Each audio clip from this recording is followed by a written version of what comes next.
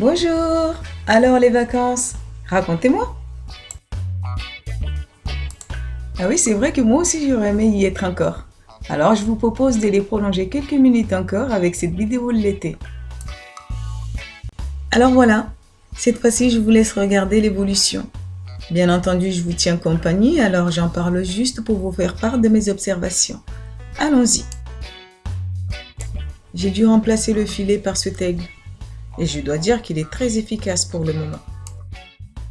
Le temps que les oiseaux s'habituent à lui aussi.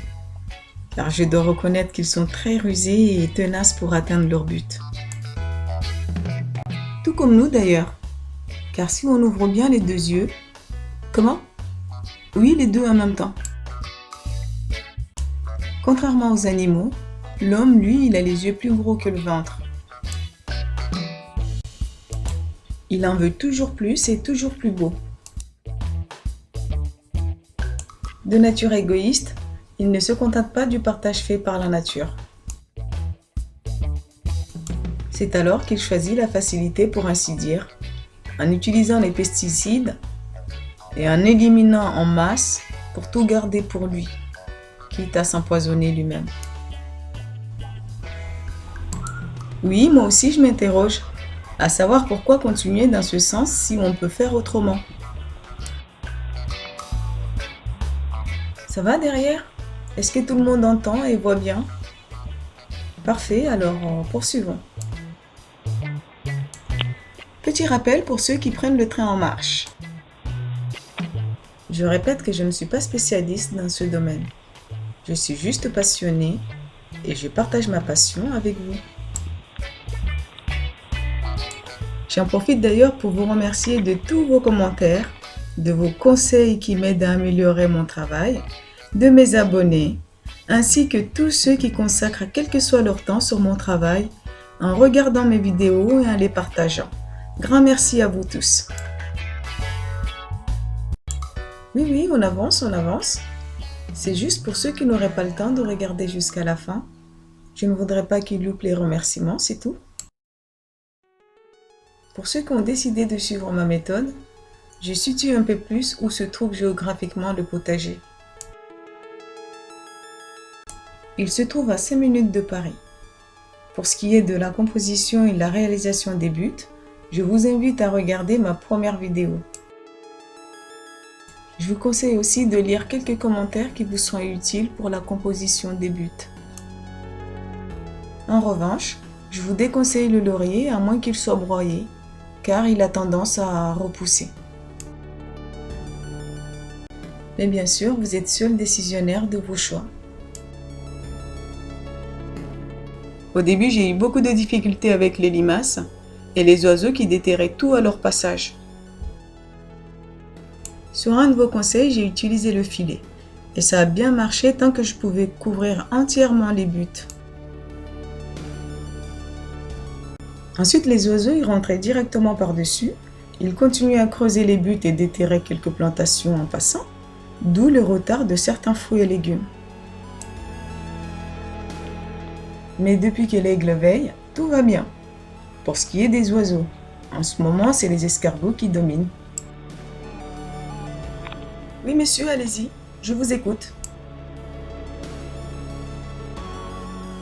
Effectivement, concernant la durée de vie des buts, il est vrai qu'on est loin des chiffres que j'ai entendus avant de commencer. Il me semble qu'ils se situaient entre 10-15 ans. Or, comme tout le monde peut le constater ici, en 10 mois seulement, les buts ont perdu à peu près 50% de leur taille initiale. Voilà ce dont je peux vous certifier à l'heure actuelle. C'est que sa grouille de vie qui active la décomposition et qui participe à notre chaîne alimentaire. À ce propos, je propose qu'on réfléchisse un instant sur les pesticides. Si on part du principe que la nourriture est vitale pour l'homme, elle est aussi pour tous les autres êtres vivants. Ici, en l'occurrence, il s'agit de tous ceux qui résident ou juste de passage au potager, et quelle que soit leur fonction. Oui, j'entends, on me demande plus de détails. Très bien, je vais essayer. Généralement, lorsqu'on empoisonne un homme, il meurt. C'est triste. Mais seuls ses proches sont réellement touchés par sa disparition, ce qui est déjà dramatique en soi. On est d'accord?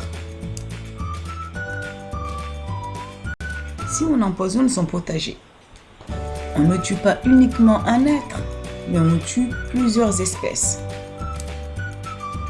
D'abord celles qui meurent sous terre, avec le produit qui continue à alimenter nos plantations. Puis, celles en surface qui seront mangées ensuite par d'autres animaux de passage, qui au mieux se rendront malades, au pire mourront à leur tour.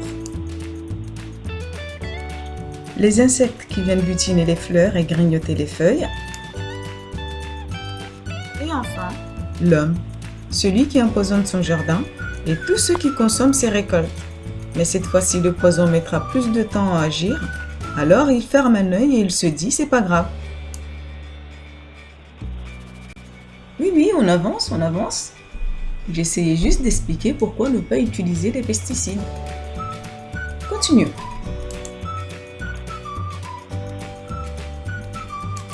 Voyons ce qui fonctionne pour le moment.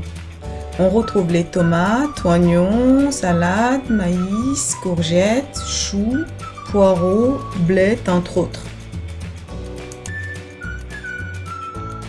Les radis, betteraves, fraises, petits pois, haricots, pommes de terre et aubergines ont moins bien fonctionné par rapport à mon potager traditionnel d'avant. Pour ce qui est des cornichons, melons, potirons et betteraves, ils ont pris du retard et je crains qu'ils n'arrivent pas à maturité à temps.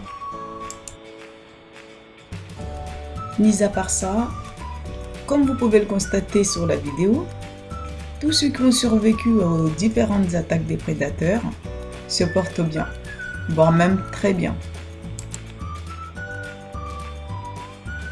Un petit clin d'œil pour ceux qui vont essayer cette méthode, mais aussi tous ceux qui l'ont déjà adoptée et que je connais. Salut Paquito! Lui en particulier, les melons, ça a bien fonctionné.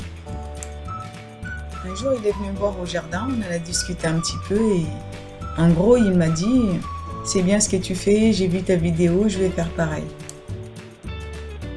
Quelques semaines après, c'était fait. Et je peux vous dire que ça a bien marché pour lui aussi, ainsi que les 5 autres personnes que j'ai vu faire. C'est encore une grande récompense pour mes efforts en plus de vos commentaires. Alors n'hésitez pas, si je peux donner un coup de main ou un conseil, ça sera avec grand plaisir. Je n'ai pas trouvé de tuteur assez haut pour les tomates. J'ai utilisé les tubes électriques, mais ils ne sont pas assez costauds pour supporter le poids. Je me suis laissé surprendre par la taille des pieds de tomates, d'autant plus que je ne comptais pas du tout utiliser des tuteurs. Je pensais les laisser courir sur les buts. Mais par manque de place, j'ai dû les tuturer. La prochaine fois, je m'organiserai autrement pour un support plus résistant. Oui, vous avez encore une dernière question? Allez-y, je vous écoute. Si j'ai bien compris, vous voulez que je vous dise combien de temps les buttes seront productives. Comment vous dire? Je laisse le soin aux spécialistes de répondre sur le long terme. Pour ma part, lorsque je dis que ça marche, je parle du moment présent, de ce que vous voyez, de ce que j'ai déjà réalisé. Autrement dit, je découvre en même temps que vous. Cependant, j'ai eu quelques conseils pour des méthodes douces pour améliorer le rendement de mes buts. Quoi qu'il en soit, j'en tire une grande satisfaction de ce que j'ai déjà. C'est pourquoi je peux me permettre de tous vous inviter pour cette dégustation. Voilà pour ce qui est du potager. Je vous propose maintenant de passer à la dégustation. Bien entendu, vous êtes tous conviés. Mais je vous en prie, monsieur, dame, tout le plaisir est pour moi, d'autant plus qu'il y en a assez pour tout le monde. D'ailleurs, pour tous ceux qui le souhaitent, ils repartiront avec de tupperwares de sauce tomate à volonté. Il ne me reste plus qu'à vous souhaiter un bon appétit à tous Et n'hésitez pas à m'en faire part si vous avez des questions ou des conseils sur cette vidéo.